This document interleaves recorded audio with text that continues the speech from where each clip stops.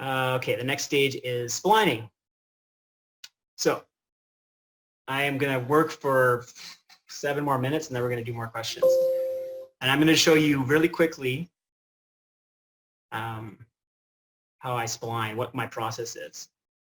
Okay, so now this file, everything's in spline. And when I'm going to spline a shot, I decide what's most important. All I did was take all the keys and converted them to auto tangent between these steps, basically. So the next step I do, actually, let me go back a version because I'm actually going to do it for you. And then I'll come back to this one. I'll just use NURB curves faster. You don't need the reference anymore. Okay. So here are the curves for his center of gravity, which to me, in this shot, is what's driving everything. It's the most important movement. If my center of gravity timing doesn't feel right, then everything else will feel wrong. So it's the first thing I spline. So I'm going to go ahead and select everything and click auto tangent, which I have a hotkey for, surprise. And it's all in spline now. You can see it's all smoothed out. But before I go and like finesse anything in particular, I'm going to pick the most important thing, and that's this curve, the curves on this mover. So then I could decide, well, what curves are more important than others? Well, the translate X curve, what does that do? That moves him towards camera. This is the camera view. That's a pretty useless curve in this shot because if I look at this, he's not really coming towards and away from camera very much. So what I might do with this curve, it happens to be the top curve, and I want to make this an awesome animation that's going to go in my demo reel, is I might just delete everything except for the 3 extremes. Because it's not very useful, and maybe there's a reason that I had it move away here. You know, his butt's kind of farther from camera, but I'm just going to let it go back there slow. If for some reason he was like, yeah, like I guess technically through here, I could keep it. I was really going to be super precise about this. I could keep this in the same plane, and then as he bends over, it starts to go back. But now he's going to stand up and come towards camera. Okay, so maybe I'll set a key there and move it a little more towards camera. And he keeps coming towards camera on the jump, and then at the end, he sort of settles back on his heels. So that's not a very important curve, but I still worked on it, and I deleted all those other keys on it because they weren't important. I didn't have to delete them, but it made working with this a lot cleaner. Translate Y. This is obviously pretty important, right? Because he is moving up and down a lot in the shot. Yeah, I wouldn't say it's the most important curve. I'm saying the most important curve is probably this curve. This is the curve that moves him left and right.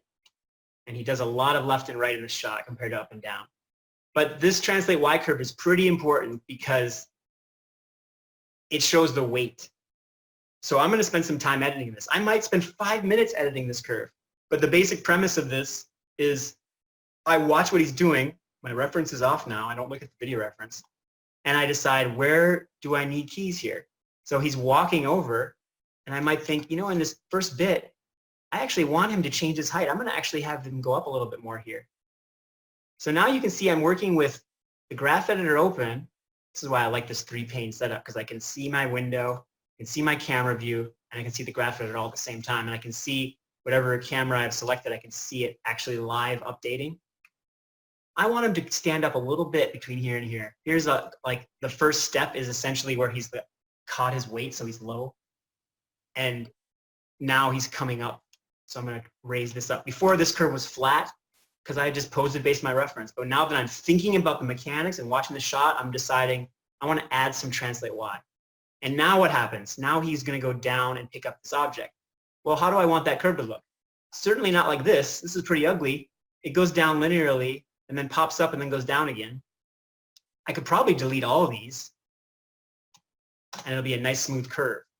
But do I want to have a timing change? Do I want him to start fast and go slow? Do I want him to go fast and start slow? Maybe. Maybe I want to favor into that bottom so I can free my tangent weight and I can pull that tangent out. I don't actually have to set more keys. And that way, if I edited stuff later, it's nice and clean. And you can see now he's going to stand up So what do I want to do here? Well, here I probably want to leave him a little bit lower for a little longer because you want to have him start the power and then shoot up into the air. But I can delete a lot of these curves too.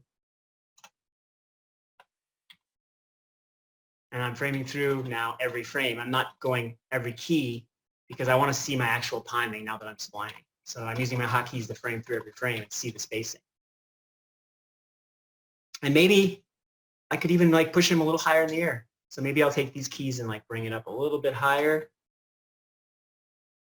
And then on the drop, these are probably pretty useless. Now he's going to go down and then come back up here at the end, delete those. And then what happens at the end? He steps over. So maybe he stands up a little taller and then comes back down to a heavy weight. So now this curve, I only did it in a few minutes, has been cleaned up quite a bit. So I go through each curve and I do that, but only on this mover because this mover drives everything. It's not important to clean up every curve everywhere because this mover drives everything.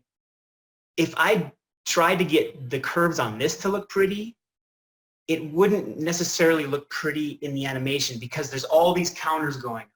The body's driving the chest is countering with weight, it's driving this.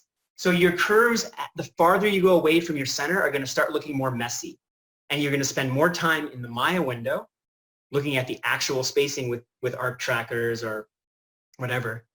So let me open the last step here because we only have a couple more minutes. The polish step.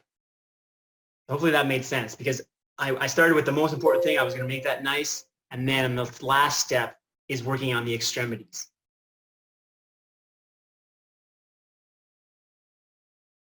So I've got the timing of my center really feeling good now.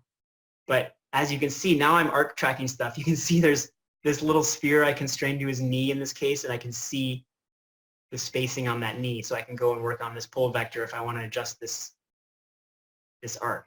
So this is like uber polish. I don't necessarily need to do this on the knee, but I would probably want to do it on like maybe his head or the corner of one of these objects here because it's like swinging in the air, the big heavy object. It's something that you're visually going to track. Probably not important on his hands really.